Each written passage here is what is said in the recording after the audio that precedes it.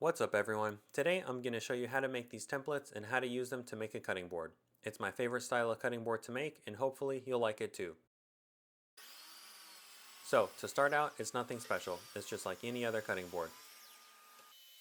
I'm using walnut and maple. I think this was S3S wood, which basically means no milling for me, so it's just a bunch of ripping then gluing.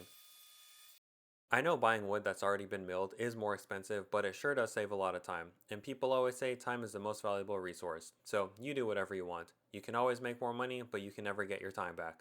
But also, I don't have a jointer. Anyways, after the glue up, I run it through the planer to clean it up. Then we can start working with the templates. Hang tight for another minute and I'll show you how I made them. I'm attaching it with double stick tape, and once the template is centered on the board, it's best to nip off the edges so it's less work for the router.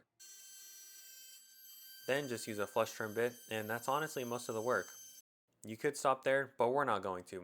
We're going to do a juice groove because I think cutting boards look much better with a juice groove. We have a smaller template of the same shape that we're going to center on the board. Take an extra second to make sure it's centered, otherwise the juice groove is not going to look good. Then bust out your guide bushing set, pop one on your router with a round nose bit, then carefully follow the template. Take your time, it's not a race. One slip up can ruin the whole thing. I did multiple light passes until I was happy. Then I did a round over, some sanding, raised the grain with water, then hand sanded the final grit at 400. Obviously, if you don't have a laser, you can skip this step, but I like to personalize the boards that I make for people. Then apply your favorite finish. I'm using the classic mineral oil with beeswax. I also like to put rubber feet on. I feel like it really elevates the board. No pun intended. Okay, so for the templates, if you want to just copy what I did, my templates were 13 by 20 and a half and 11 by 18 and a half. I measured 3 inches in from each end, made a mark in the center, and used a circle cutting jig with the router to cut the curves.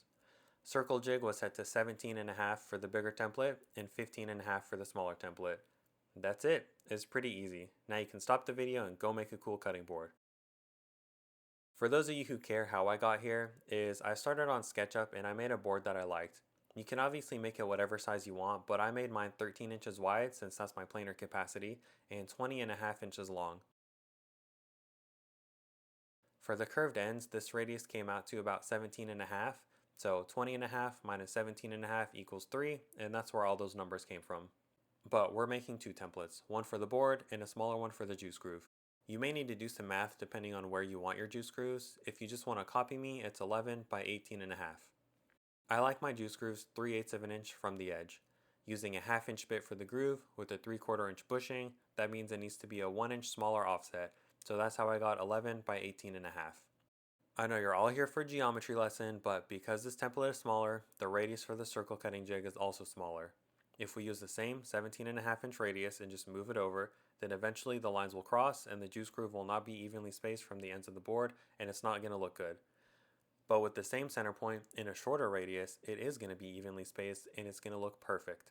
So it's the same 3 inches in from the end, and 18 and a half minus 3 is 15 and a half. So circle jig for the smaller template is 15 and a half. Hopefully that all makes sense. If it doesn't, I'm sorry, I'm not a math teacher. If you don't have a circle cutting jig or it's not long enough, just take a long piece of 1/4 inch plywood, screw it to your router, and then measure whatever radius you want from the end of the bit to the pivot point. Stick a nail in it and cut the curve. Another way to do this is to use a rabbiting bit to make it smaller, then a flush trim bit to clean it up. I don't have a bit capable of cutting a 1 inch rabbet, so it would have to be a 1/2 inch rabbet twice. So that's how I made them. I hope this video was informative. Thanks for watching, have a wonderful day, and always remember, don't be basic.